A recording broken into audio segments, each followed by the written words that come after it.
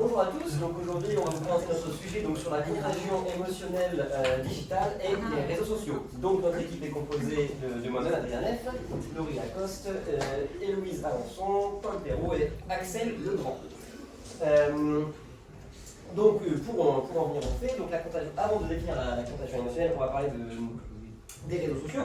Donc les réseaux sociaux, selon Jeanne Wolf, c'est un réseau digital dans lequel les gens peuvent se créer des relations avec lesquelles ils pourront ensuite discuter sur Internet et donc sur toutes les plateformes que l'on voit. Et ensuite, selon Jeanne Wolf toujours, la contagion émotionnelle, c'est un processus dans lequel une personne ou un groupe influence les émotions ou les comportements d'une autre personne ou d'un autre groupe par l'induction des états émotionnels et des attitudes comportementales. Donc là, c'est très compliqué, mais on va y revenir. Donc la contagion émotionnelle, c'est depuis longtemps reconnu comme un moteur central du comportement individuel et collectif. La contagion des émotions, c'est un processus qui peut être conscient ou inconscient, et nous le verrons également plus tard. La seule condition nécessaire est qu'elle contribue à accroître la similitude des émotions entre deux individus ou plus.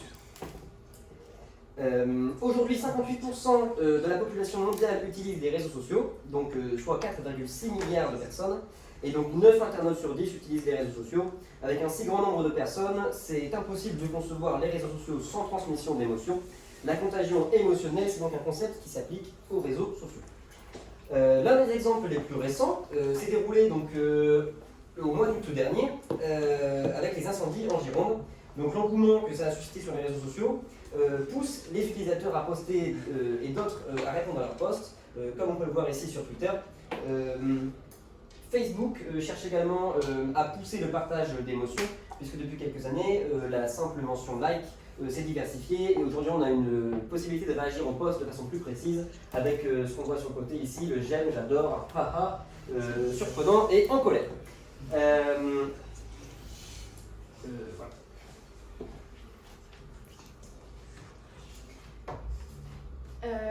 Pour cette recherche, nous sommes intéressés donc, aux 5 articles que vous pouvez retrouver ici. Et nous sommes du coup, donc, avec cette viralité qui est associée avec la contagion émotionnelle, on peut se poser la question suivante: dans quelle mesure l'utilisation de l'emoji dans la stratégie de contenu de marque pourrait favoriser la contagion émotionnelle et l'engagement envers le contenu? Donc, on va revenir du coup sur notre revue de littérature avec les 5 articles qu'on a pu voir. Ensuite, on vous exposera le research gap qu'on a trouvé, la problématique, notre modèle conceptuel et donc le guide d'entretien qui a découlé de toute cette recherche. Donc notre plan pour la revue de littérature, on va s'intéresser en premier au rôle du diffuseur dans le message, donc sans émoji, avec l'effet de groupe, le rôle des marques et le rôle de l'influenceur. Et ensuite, on verra le contenu des messages et la contagion émotionnelle, le rôle des émotions et le rôle des émojis.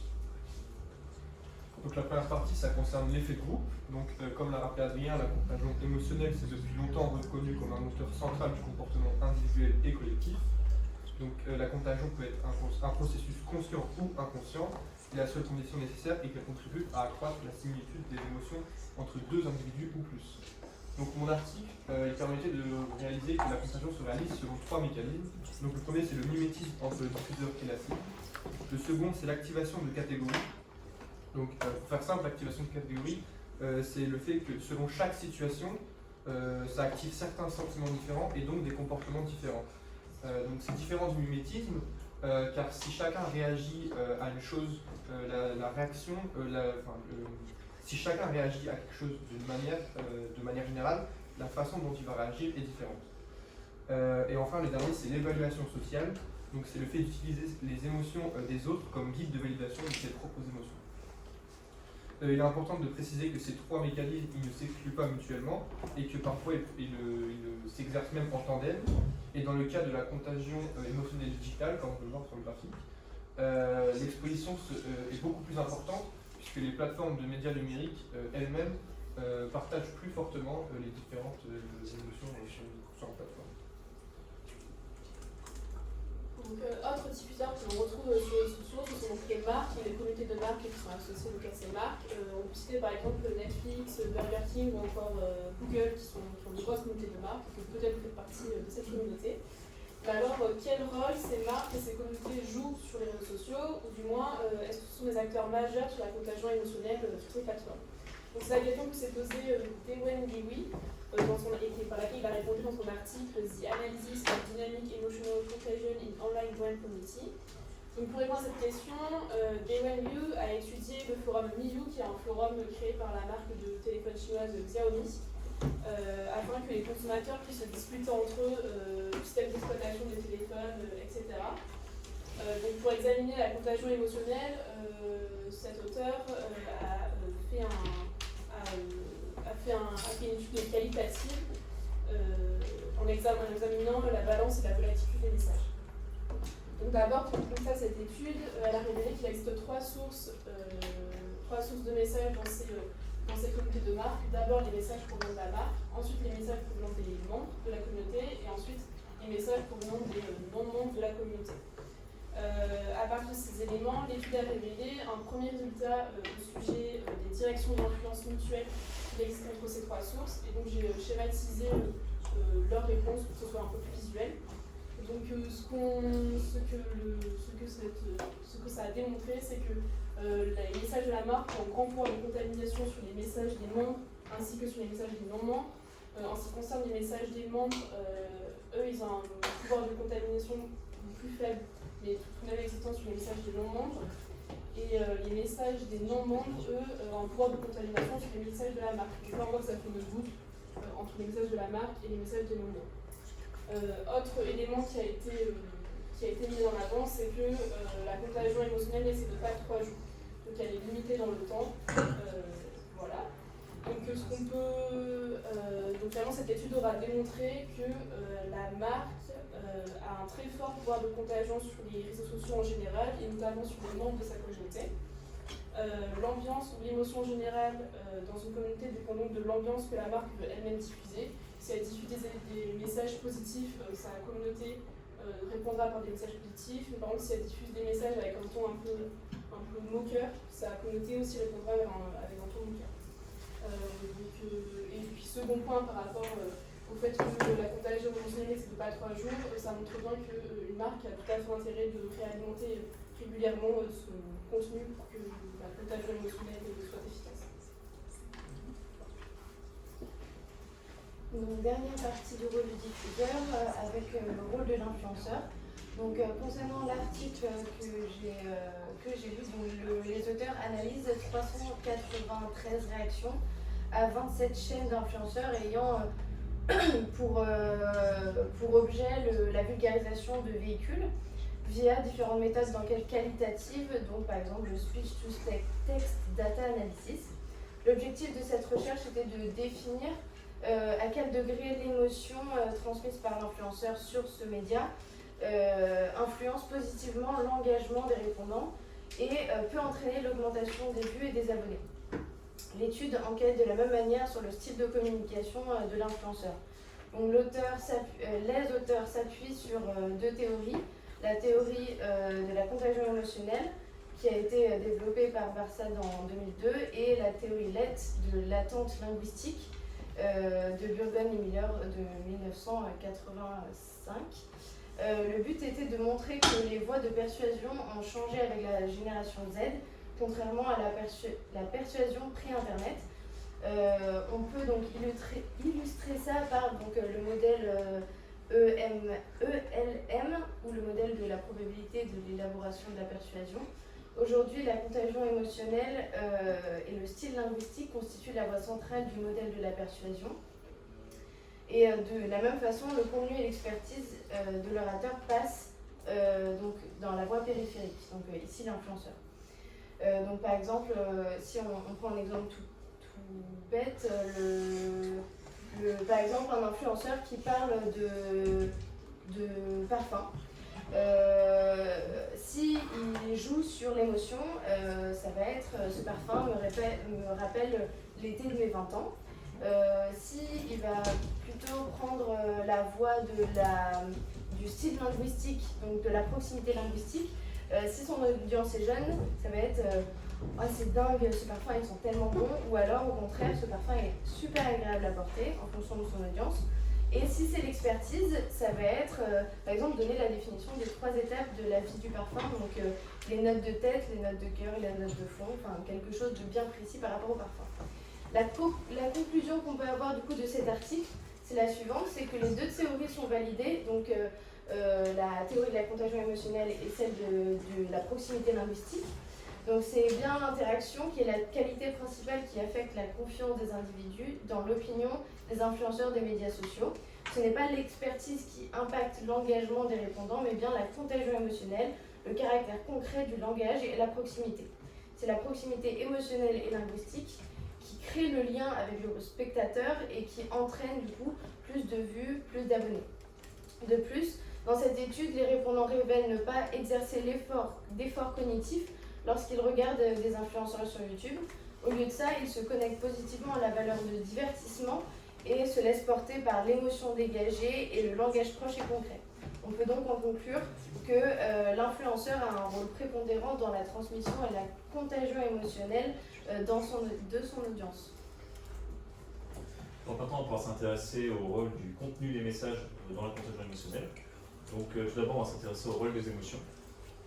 Dans l'article Emotional Contagion in the Online Diffusion Community, les auteurs analysent 10 000 posts du réseau social Sina Weibo, un réseau social chinois, via un bot pour définir l'état émotionnel de l'auteur de chacun des posts en fonction des réponses qu'il a reçues dans la semaine en cours et lors de la semaine précédant le post analysé. Donc la variable dépendante, c'est l'émotion de l'utilisateur lors du post, et les 2 variables indépendantes, c'est les réponses reçues lors de la semaine du post et les semaines reçues la semaine précédente. Les résultats d'analyse suggèrent que l'émotion de l'utilisateur dans la semaine en cours est affectée par l'émotion reçue dans la semaine en cours, ce qui valide l'hypothèse H1, et cependant l'émotion reçue dans la semaine précédente n'a pas d'impact significatif sur les émotions de l'utilisateur lors du post. Par conséquent, cet article permet de comprendre que la contagion émotionnelle, comme tu as dit, se produit sur une courte échelle de temps.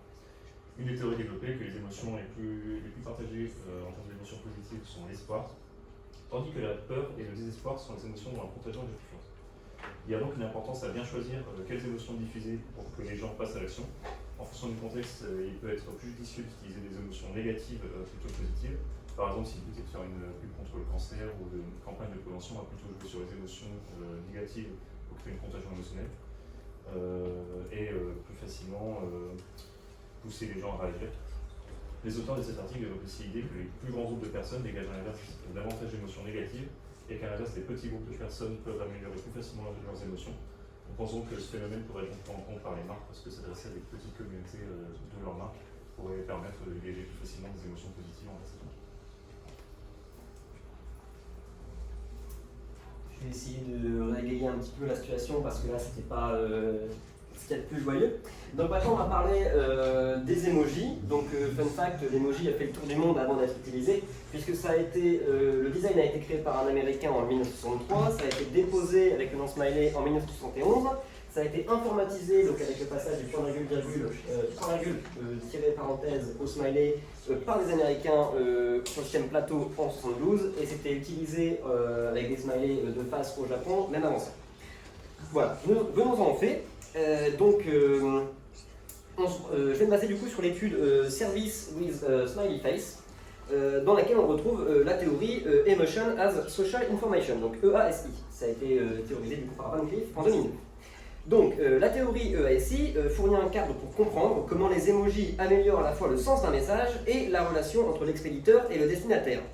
Donc les études précédentes sur l'émotion dans un contexte marketing se sont principalement concentrées sur les effets intrapersonnels de l'émotion, donc c'est-à-dire quand les consommateurs ressentent une émotion, donc la culpabilité, le bonheur, la peur, la tristesse, comme disait Axel juste avant, le dégoût, etc. Donc les différentes hypothèses dégagées par les études, par cette étude. Donc on a la première hypothèse, donc c'est la réaction affective. Donc un émoticône souriant va générer un impact positif par contagion émotionnelle, en générant d'abord, donc petit a, une expression faciale souriante, puis une réaction affective consciente chez le destinataire. Donc, pour reprendre plus simplement, la première hypothèse, le smiley dans un message, il va créer un impact positif, donc la personne va sourire, et elle va se rendre compte qu'elle a souri. Donc quand on va lui demander juste après, on va lui dire, bon, est-ce que vous avez apprécié ce smiley dans le message? Elle va dire, oui, j'en suis conscient, je l'ai apprécié, ça m'a fait plaisir. Voilà. Ensuite, on a l'hypothèse numéro 2, donc la relation forte. Donc c'est un emoji souriant dans un message du service client augmentera la perception d'une relation forte chez le sujet.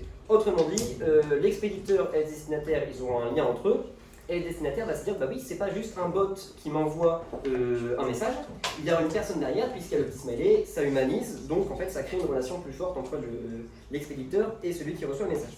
Ensuite, la troisième hypothèse, c'est la réaction positive. Donc, c'est l'effet d'un emoji souriant sur la force de la relation dans un message de service, le client, sera d'abord identifié du coup par une expression faciale souriante et ensuite par une réaction affective positive. Parlez moins vite, excusez-moi.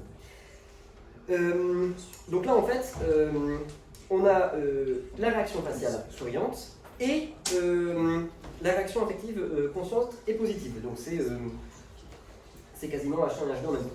Ensuite, l'hypothèse des achats futurs. Donc là, c'est l'influence positive d'un emoji souriant dans le message sur les intentions d'achat futurs. Donc en fait, ce sera identifié par les expressions faciales souriantes, l'effet positif et la perception de la force de la relation. Donc en fait, cette hypothèse-là, on va demander au destinataire, est-ce que vous seriez prêt à réitérer votre achat? Et en fait, là du coup, en fonction du smiley, ce sera oui ou non. Et ensuite, la dernière hypothèse, c'est la condition de limite. Donc ça, c'est dans certaines conditions. Donc il faut que la publicité soit ciblée, avec une forte connexion au sujet déjà précédente. Et donc là, en fait, l'emoji souriant va être perçu de façon positive automatiquement. Donc pour un exemple concret, moi, si on me propose, même avec un smiley souriant, des tours en poney, non, ça ne m'intéressera pas. La pub, je vais la passer, le tour en poney, il va me passer ici. En revanche, si on me propose une pub pour des accessoires Chrysler à Axel, avec le smiley, et ben, ce sera automatiquement perçu comme positif. Parce qu'il y a un historique entre Axel et la marque Chrysler, qui est bon en Chrysler, et il aime beaucoup cette marque-là, c'est important, donc c'est important, donc ça joue, donc c'est ça l'hypothèse de la condition de limite. Voilà. Donc en s'appuyant sur les théories de l'émotion, donc EASI et la contagion émotionnelle, les auteurs présentent 3 études qui fournissent des preuves initiales d'une réponse affective positive, consciente et inconsciente comme nous l'avons vu, aux emojis souriants lorsque les relations sont de nature commerciale et lorsque les relations sont basées sur de simples échanges de messages. Ils apportent également une contribution méthodologique en utilisant la mesure biométrique du sourire. Donc c'est une technologie qui n'était pas disponible à l'époque des premières études. Je me rappelle du coup en 1983, vraiment au tout début d'Internet et des smileys. Et donc ça en fait ça a permis de capter l'effet inconscient comme je le disais et de mettre en évidence de nouveaux effets de contagion émotionnelle dans le message de service client. Donc là vraiment ils sont venus filmer le visage des participants et ils ont détecté avec les caméras le sourire même s'il n'était pas vraiment, c'était pas un grand sourire vraiment, on a senti les oreilles qui remontent et le petit sourire. Et donc c'est filmé, on peut le voir, même quand c'est inconscient. Donc l'effet conscient, ça peut être justifié du coup par le sujet comme je le disais, oui j'ai bien aimé le smiley souriant du message, et l'effet inconscient comme je viens de le dire, pareil, ça peut être évalué par la mesure biométrique, donc on a mesuré le sourire. Une chose intéressante qu'on a pu voir grâce à cet article, c'est que l'utilisation des emojis pour créer une contagion émotionnelle, ça ne date pas d'hier. Comme je le disais, la première étude ça date de 1983, puis la deuxième de 2018. Donc il y a eu 40 ans entre les deux études, et c'est ce laps de temps qui a permis du coup aux technologies de considérablement évoluer dans le temps. Et donc en 83, comme je vous disais, les résultats sont plus bruts, puisque c'est les balbutiements d'Internet. Et donc ça vient d'une époque où les gens n'étaient pas noyés dans la technologie omniprésente, donc c'est des résultats qui sont beaucoup plus bruts et qui sont assez intéressants. Voilà. Donc concernant les research gaps qu'on a relevés après l'analyse de nos textes, donc le premier c'est qu'aucun des textes étudiés ne s'intéresse précisément aux emojis et à leur efficacité dans la contagion d'émotions pour une marque. Et le second c'est que les textes ne s'intéressent pas à l'engagement que doit éprouver une personne pour un produit, un service ou une cause suite à la propagation d'émotions. Donc ça c'est notre tableau avec toutes les différentes colonnes et les différents research gaps par article.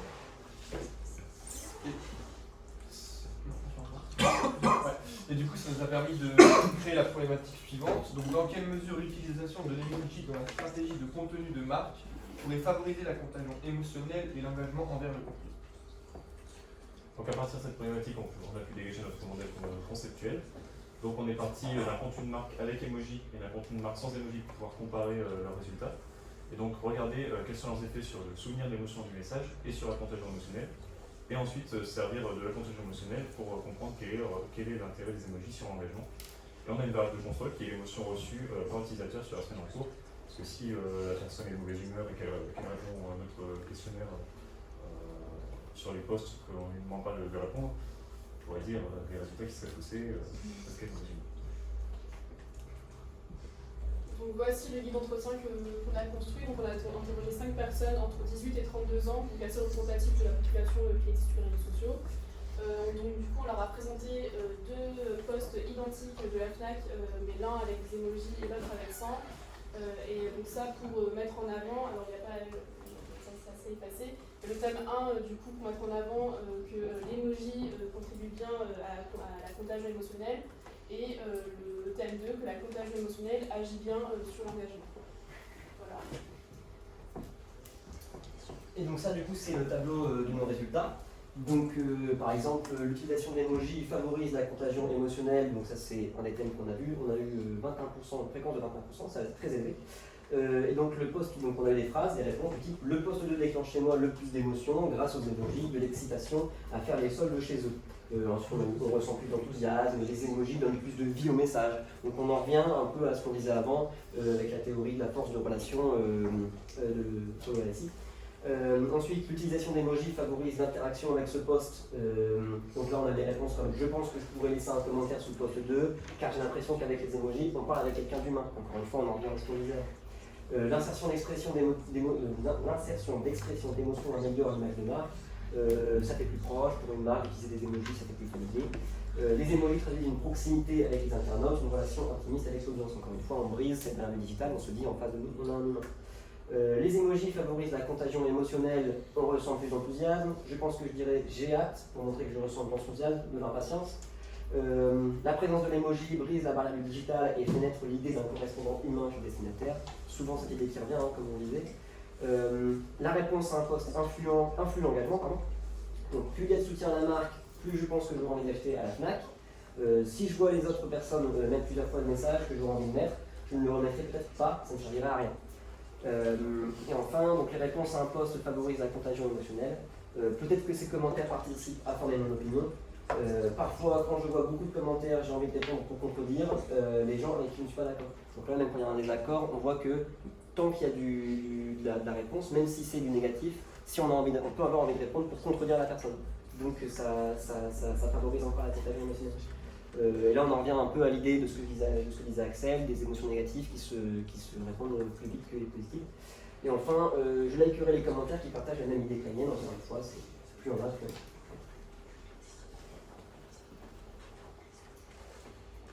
a.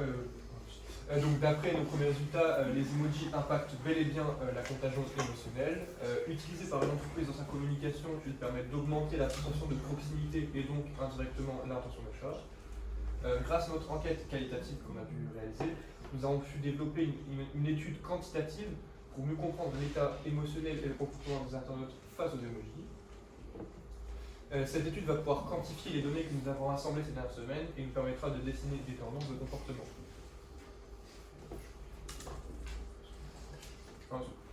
Donc voilà notre modèle conceptuel mis à jour, où on peut voir justement que le contenu de marque avec emoji, d'après nos premiers résultats, a bien un impact sur la contagion émotionnelle et le souvenir de l'émotion.